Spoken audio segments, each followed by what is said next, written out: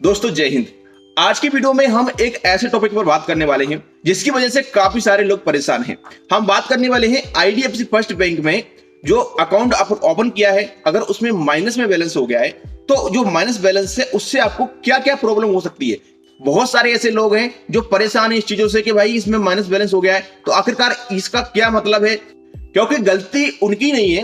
Actually IDFC first bank में पहले जब इसका नाम आईडीएफसी बैंक था तो उसमें जीरो बैलेंस खाता खुलता था, आप घर बैठे इस खाते को खोल सकते थे। लेकिन जैसे ही इसका नाम चेंज हुआ आईडीएफसी फर्स्ट बैंक ये नए लुक में और नए अपने डिजाइन में आकर के मार्केट में विकसित हुआ, इसके बाद इस बैंक में कोई जीरो बैलेंस अकाउंट रहा ही नहीं। क्योंकि जो अकाउंट इसमें होता है वो ऑनलाइन खुलता नहीं, जो जीरो बैलेंस वाला, और जो अकाउंट ऑनलाइन खुलते हैं वो दो अकाउंट रहते हैं, एक 10,000 मंथली वाला, एक 25,000 रुपए मंथली वाला।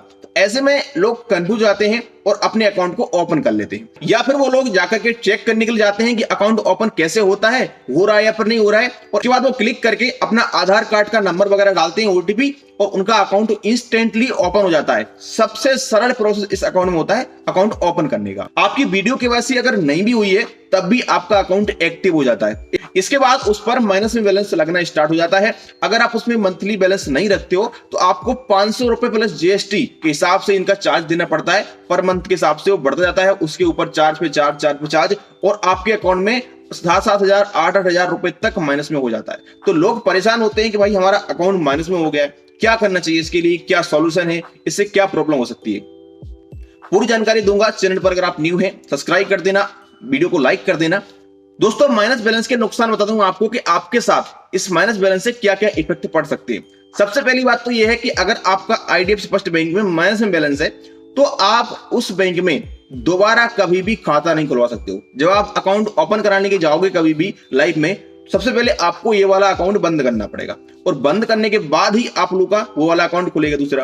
और जब आप इस अकाउंट को बंद करोगे तो वहां पर उसमें बैलेंस होगा माइनस में, तो ये अकाउंट आपका बंद भी नहीं होगा। तो ये दूसरा, आप जब क्रेडिट कार्ड वगैरह अप्लाई करने के लिए जाओगे आईडीएफसी फर्स्ट बैंक के, तो यहां पर भी आप लोगों को अकाउंट में माइनस बैलेंस की वजह से प्रॉब्लम देखने को मिल सकती है और आपको क्रेडिट कार्ड नहीं मिल सकते हैं। तीसरी प्रॉब्लम यह है कि अगर आप लोन वगैरह लोगे, कभी कोई फाइनेंस कराओगे, तो आईडीएफसी फर्स्ट बैंक में अगर आपका माइनस में बैलेंस है तो हो सकता है कि आपको लोन वगैरह भी बैंक ना प्रोवाइड करे। इसके अलावा कुछ लोगों को लगता है कि इससे हमें जेल हो सकती है क्या, या फिर कोई बड़ा हमने क्राइम तो नहीं कर दिया भाई माइनस बैलेंस हो गई, तो इसमें आपको कोई टेंशन लेने वाली बात नहीं। तो ऐसा अभी तक कोई प्रावधान नहीं है कि इसमें आपको कुछ दिक्कत हो सकती है। आपके माइनस में बैलेंस है तो इस पर आपको ज्यादा कुछ दिक्कत नहीं होती है। कुछ लोगों को लगता है कि माइनस में बैलेंस से क्या हमारे क्रेडिट स्कोर पर इफेक्ट पड़ेगा, कि हमारा क्रेडिट स्कोर खराब तो नहीं हो जाएगा। देखिए सिंपल सी बात है कि जब आप अकाउंट ओपन करते हो, बैंक अकाउंट ओपन करते हो, तो बैंक अकाउंट आपके क्रेडिट स्कोर में शो नहीं होते। क्रेडिट हिस्ट्री में आपके बैंक अकाउंट से कोई मतलब नहीं होता है। क्रेडिट हिस्ट्री में आपका केवल वो अकाउंट शो होता है, या तो लोन का अकाउंट, या फिर कोई पे लेटर का अकाउंट, या फिर कोई क्रेडिट कार्ड का अकाउंट, समझ गए। इसके अलावा बैंक अकाउंट आप जितने भी ओपन कर लीजिए, जाकर के चेक करिएगा, आपके लिए लिंक दे दूंगा मैं, वहां पर आप चेक करेंगे तो किसी प्रकार का बैंक अकाउंट आपका आपके क्रेडिट हिस्ट्री में शो नहीं होता है। तो आपको इस बात की भी टेंशन नहीं लेनी है कि हमारा जो है माइनस बैलेंस की वजह से कोई क्रेडिट स्कोर पर इफेक्ट पड़ेगा या नहीं पड़ेगा। इससे कोई इफेक्ट नहीं पड़ता है। यहां तक कि मेरा भी एक बैंक में माइनस में बैलेंस है, करोड़ वैश्य बैंक में, इससे मुझे कोई दिक्कत नहीं है। अब आपको बताता हूं कि इसका क्या सॉल्यूशन है। अगर आपका बैलेंस माइनस में है आईडीएफसी फर्स्ट बैंक में तो कैसे आप उसे हटवा सकते हो। देखिए सिंपल सी बात है कि आपका माइनस में बैलेंस हुआ है तो कुछ आपकी गलती होगी, मतलब कि उसमें आपने फंड नहीं रखा है, तो इनसफिशिएंट फंड की वजह से आपका बैलेंस माइनस में हो गया है।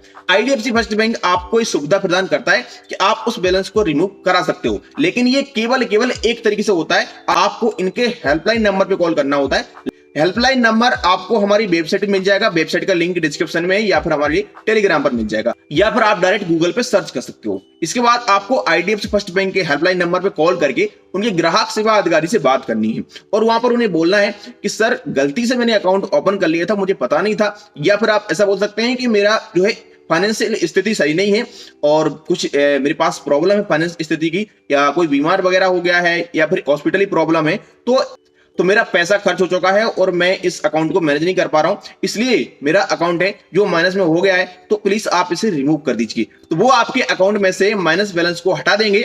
लेकिन एक बात का आप ध्यान दीजिएगा कि जब आप माइनस बैलेंस को हटवा रहे हो तो इसके बाद आपका जैसे ही अगले महीने का जो क्राइटेरिया होगा तो फिर से माइनस में हो जाएगा, तो आपको हटवा करके उसको बंद करा देना है।